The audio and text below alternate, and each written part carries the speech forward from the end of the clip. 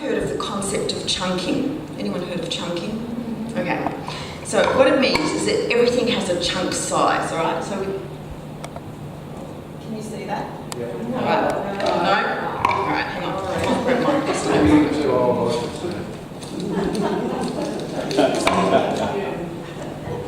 Oh, that's...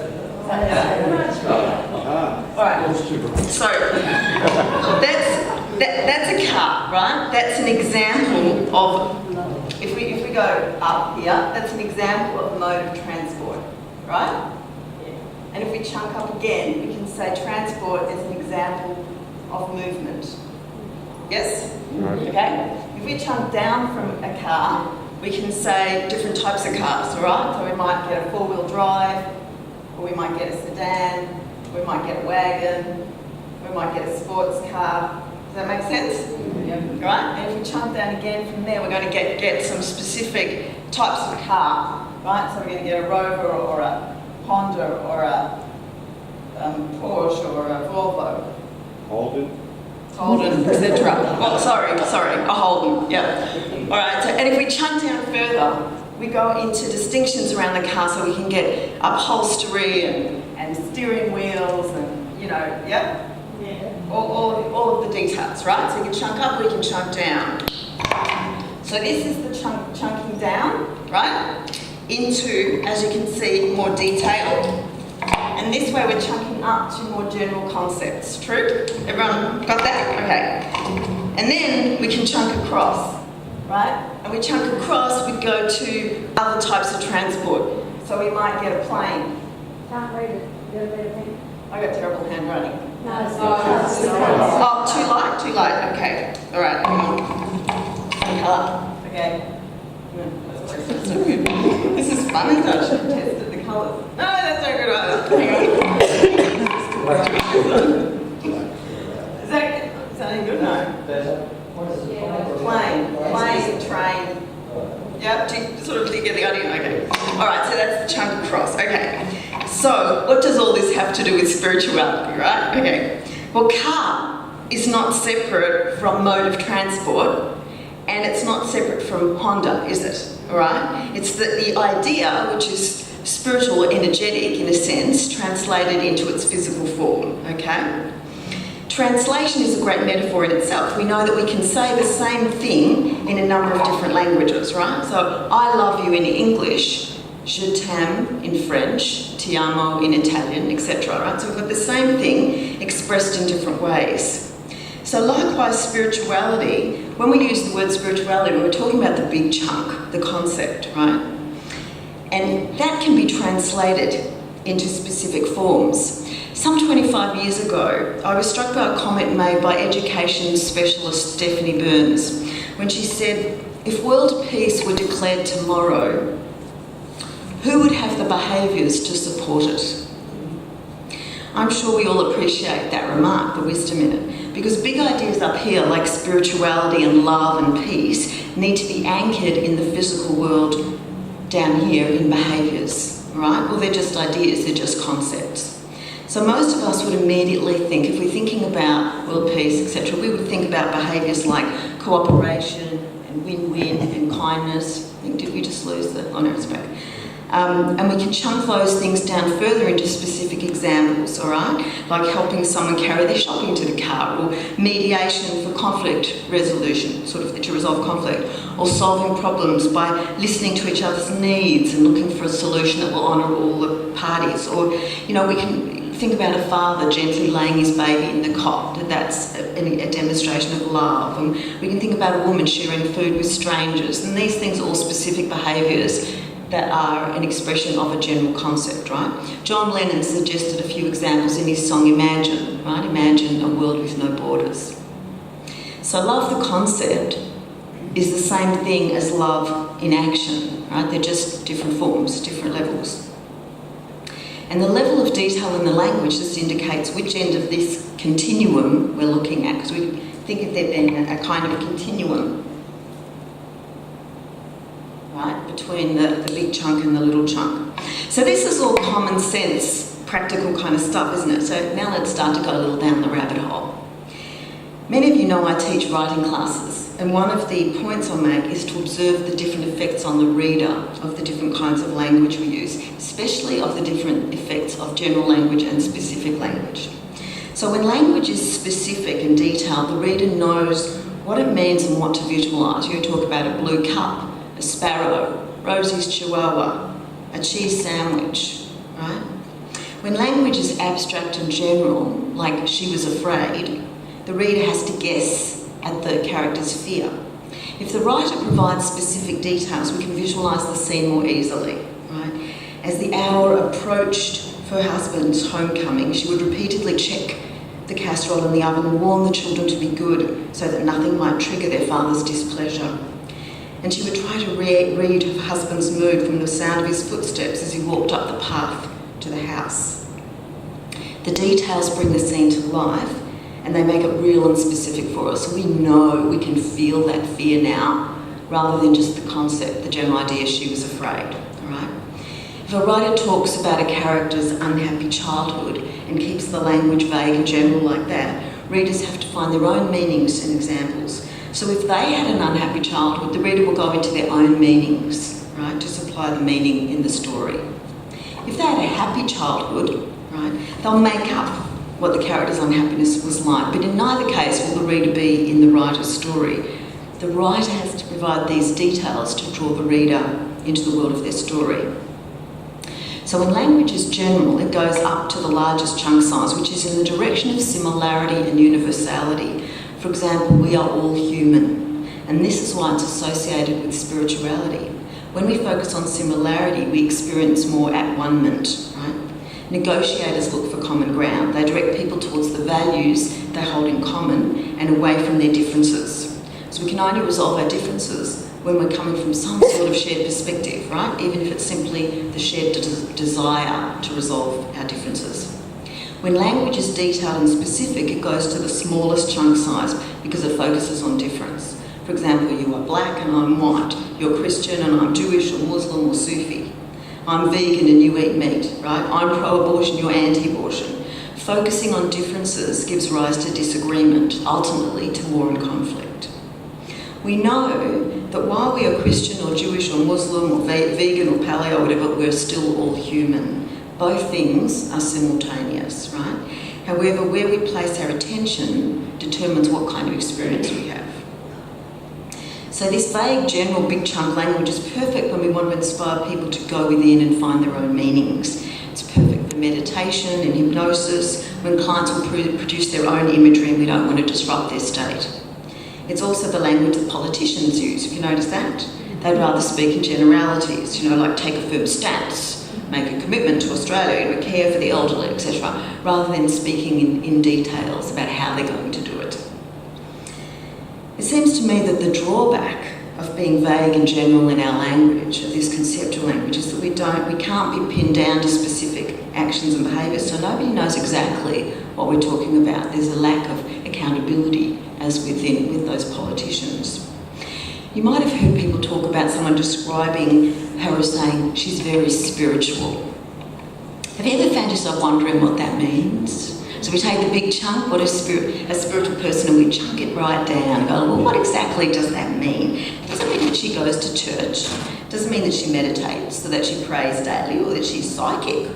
Or does it mean that she's devoted to the service of others, or that she's very good, whatever that means, or that she wears crystals, or that she wears pink and purple because they're the colours of love and spirituality, right? So let's go back to the dictionary for a moment and look again at the word spirit. And we'll find a range of definitions, right? The non-physical part of a person, which is the seat of emotions and character.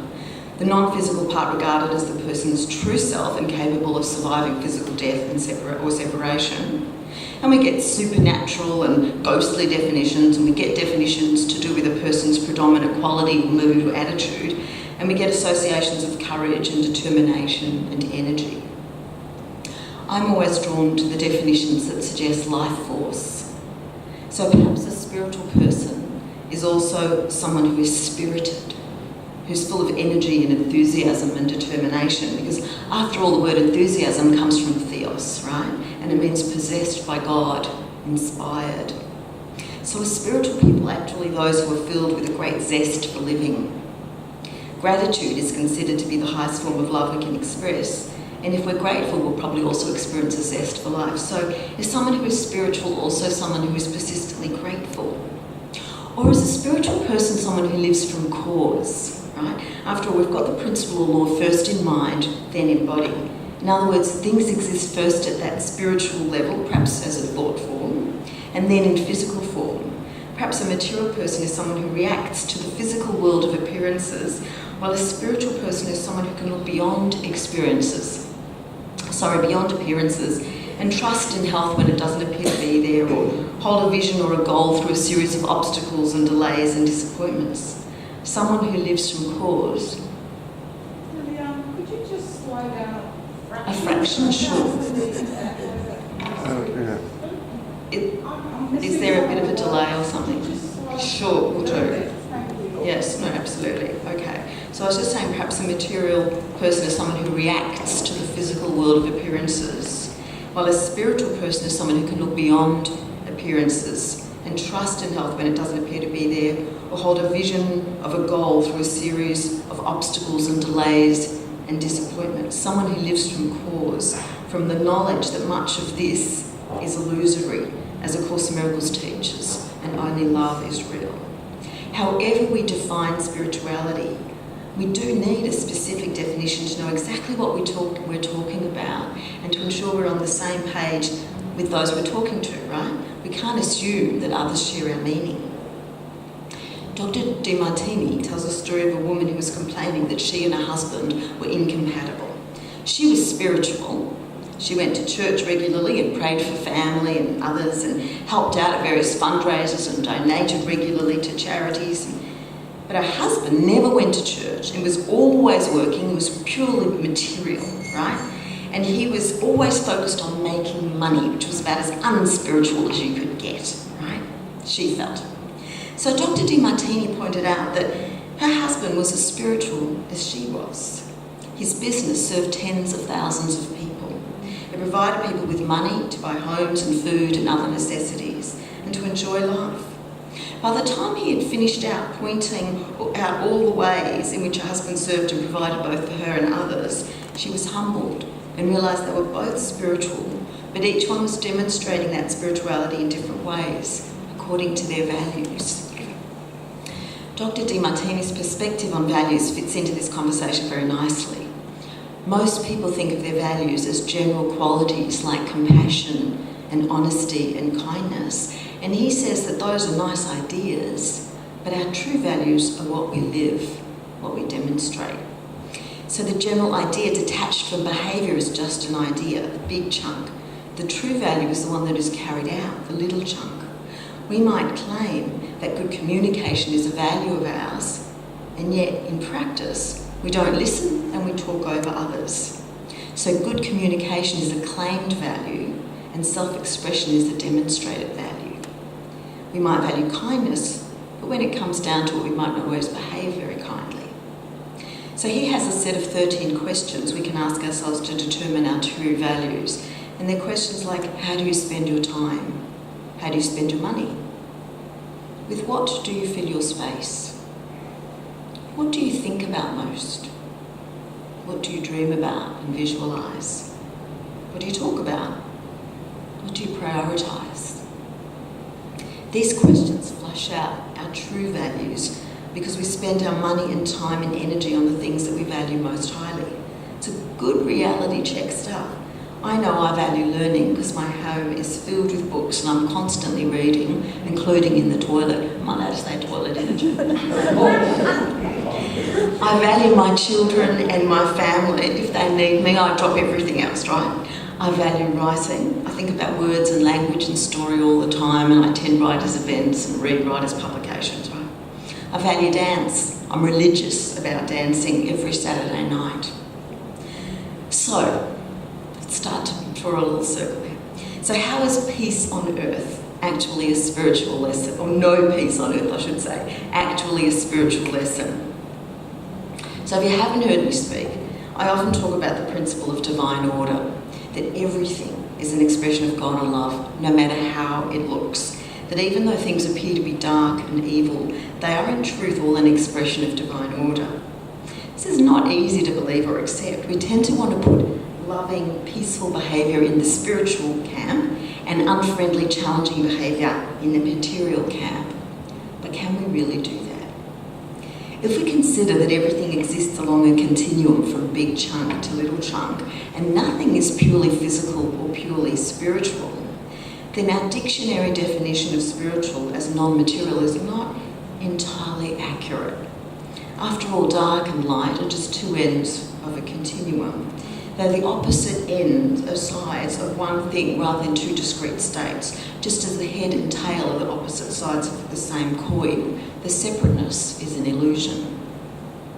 Physics tells us the whole world, the whole universe, is comprised of different frequencies of light. So everything is energy at its source, in its essence. Here at Unity, we appreciate that our true nature is spiritual, and we wear a physical body while we're incarnated on earth, because that's the only way to exist in this dimension. So what we call spirit is formless, and what we call matter is just formed.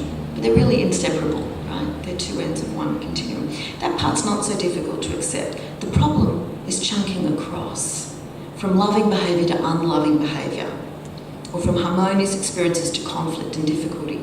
How can those examples both be chunks down from the big concept of divine order? So here's where we repeat the reading. Every situation, experience, or part of life and death has meaning and serves a purpose. The more you acknowledge the meaning of these parts, the more meaning you add to your life. There is an innate meaning, which is love. And then there is the distorted meaning that you put onto it. You have an experience with somebody and you develop a lopsided view of them. You think they're either good or bad, and the meaning they have to offer you is distorted. But there is nothing but love, and any other meaning than that is your distortion. That's your test. That's the splinters of truth from the mirror of wisdom. When the game of concentration falls into place, you realise there are no seams, no cracks, nothing. There's only love. What we're being asked to do is to remember that nothing is an accident or a mistake. Every life experience is serving us in some way. And if we go and look for that meaning and purpose, we'll transform our experience of that life event. He's also saying that nothing in tangible life has any meaning except the one we give it. We create the meaning from our perceptions. The only true meaning is love. So how can war and conflict be love? This is the question that sits uneasily with us, right? I think we feel uncomfortable because we look at the situation from too close a perspective. When we're enmeshed in the small chunks, the details, we are overwhelmed with difference and difficulty.